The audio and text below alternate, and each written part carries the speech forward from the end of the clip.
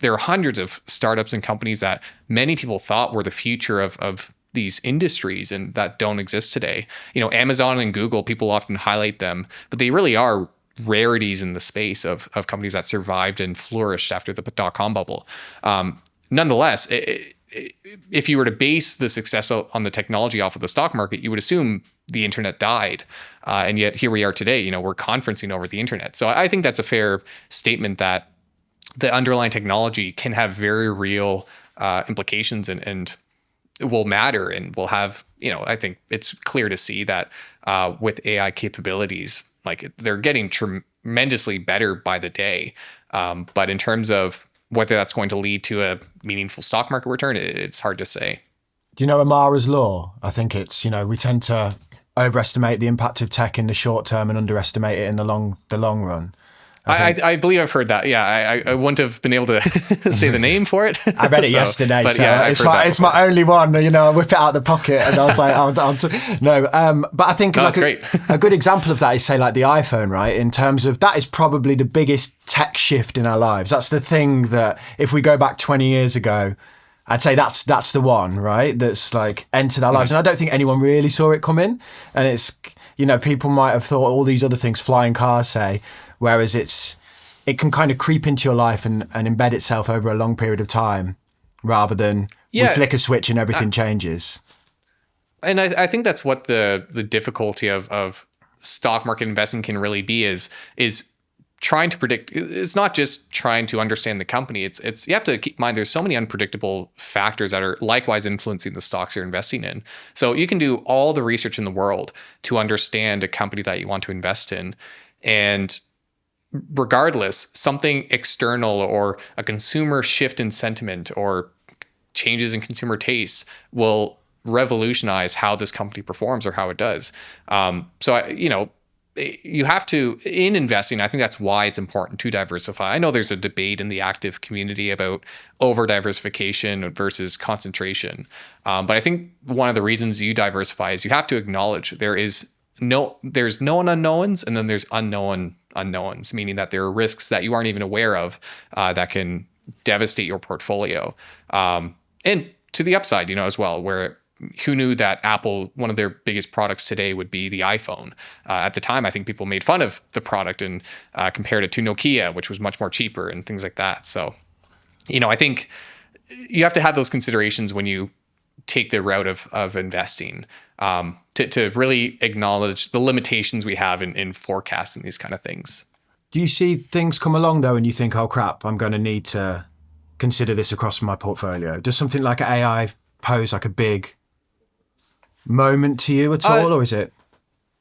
I mean, so quite frankly, we don't often and this comes down to our type of approach. I would say we don't often play themes too heavily. And what I mean by that is themes are companies that will do well simply because they're associated with something, whether it be AI.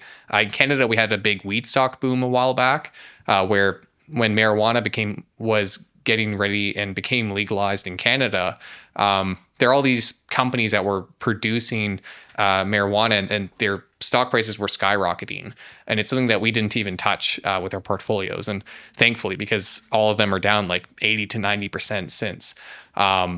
And so when it comes to so we do have moments, yes, where a stock comes up and say there's a correction.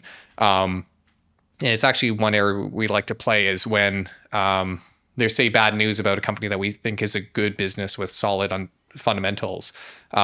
We'll have moments where we go and enter this position. But for the most part, if we like a company, assuming that the valuation is within a reasonable range, because you come to appreciate over time that good businesses don't always go on sale.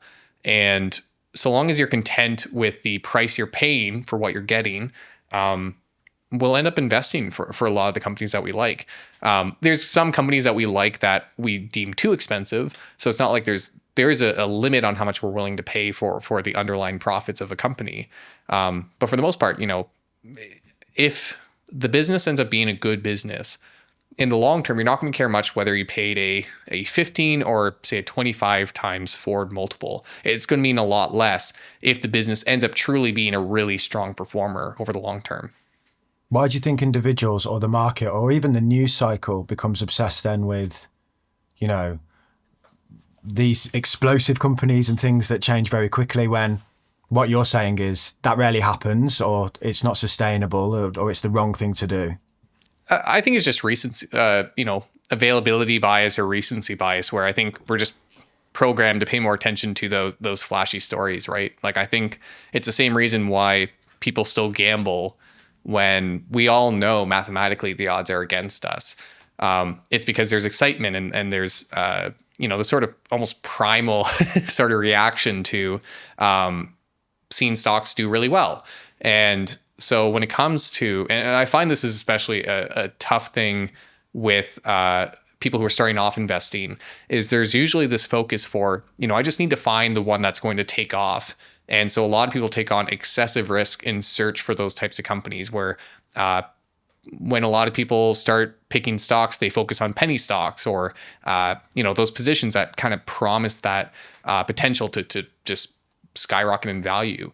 But when, there's not a whole lot of data to support the idea that pans out over the long term, that, when we see positions like NVIDIA, for example, with its skyrocketing return, in hindsight, it appears like an obvious thing. We say, oh, well, of course, they're the shovel sellers during the gold rush, right? They're selling picks during a gold rush, but instead of, they're selling chips during an AI gold rush.